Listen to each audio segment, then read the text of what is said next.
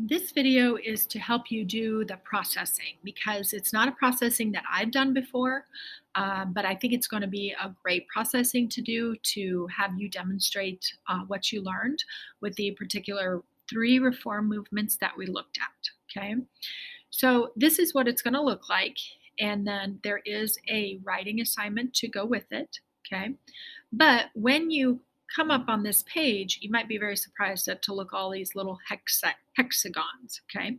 And this whole activity is called hexagonal thinking. So it's a visual tool to help you make connections and organize the ideas on a topic. And your task is to organize your hexagonal cards into clusters. And so when you're finished, you're going to write several sentences using all or most of the words in your cluster, okay? So before you even get to this particular part, you want to spend probably the majority of your time just getting these into clusters. And the slide hexagonal cards off to the side, and I'm going to show you how to do that so that you can have some blank space to work in. And then as you review your notes, you're going to move the cards together. So the one thing that I want you to remember is this part. Each person's cluster will look a little different, and that is okay. Okay, because when I was going through this and talking to Miss Rorick about it, I was just making things, oh, this could go here, this could go here, it could also go here.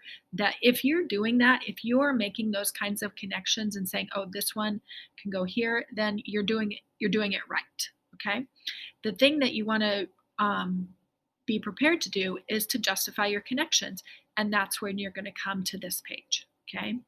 So let's just take a look at the best thing that you want to do is to go up here and go down to 50% for a while. And you're going to see all the little guys. And you want to click on them and get it to where you're at the cross and then move some of them. Now, I just moved William Lloyd Garrison and I look abolitionist movement, that they're right there. I can start to make a connection with those two, okay? And the abolitionist movement, is there another one that I could make a connection to? And let's see. There, Frederick Douglass. And he was also connected to William Lloyd Garrison, okay? And I would talk about that connection. Garrison was connected because he really did start Douglass on this path of giving speeches and working together to go against slavery. And so we would here's another word that we could put slavery over here or there, okay? Now, as I'm looking, and we learned also, where did I see her at? Elizabeth Cady Stanton. A great where for her to go is next to Frederick Douglass because they really were tied together, and they did have, a connection in that they both wanted women to vote at the Seneca Falls Convention.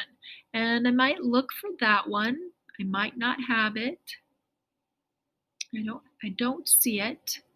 And I already see a mistake here. I've got to get rid of that second Elizabeth Cady Stanton. Anyway, you can see there's connections coming from everywhere, just doing these 5, okay?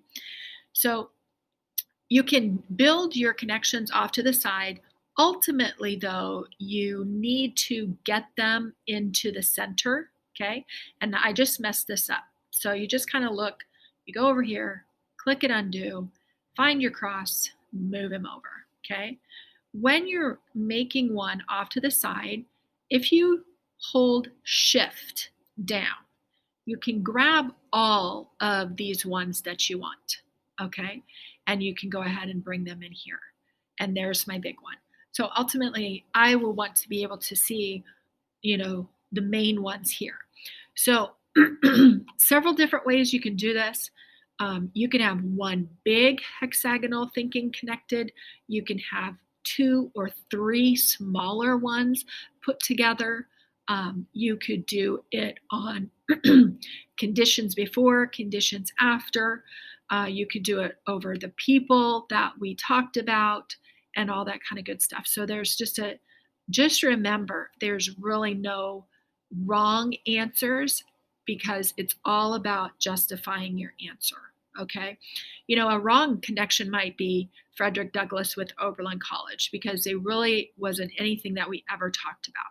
So there are some connections that aren't going to work. But overall, these people, I really want you to see that the reform movements were very connected, and this was just a great way to do it.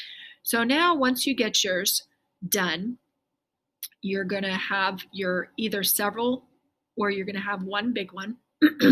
Then you're going to go here, and I just want one paragraph, 6 words. So probably this one I would have more in here, and I would use those words to kind of say William Lloyd Garrison was connected to Frederick Douglass when they. Then Frederick Douglass was connected to Elizabeth Cady Stanton, and tell me about that. And these two men were connected to the abolitionist movement because they worked to end slavery. Okay. And so those are all that's kind of just a real brief rundown. We're going to do this again and kind of go over it in class, but that gives you an idea of the expectations. If you're not in class, this is what you want to work on after you take the notes. Okay. So also the other thing you want to make sure is you have 3 notes brought up. You want to make sure you have your women's reform movement notes so that on another tab. You want to make sure you have education reform on its own tab and prison reform on its own tab. And then you can go ahead and go back and forth to see what and remember what the connections were. Okay, so the expectation is processing open, the 3 reform movements open on their own tab, that you move and slide the little hexagons out of the way, that you start finding your clusters and making connections, and then that you write your paragraph.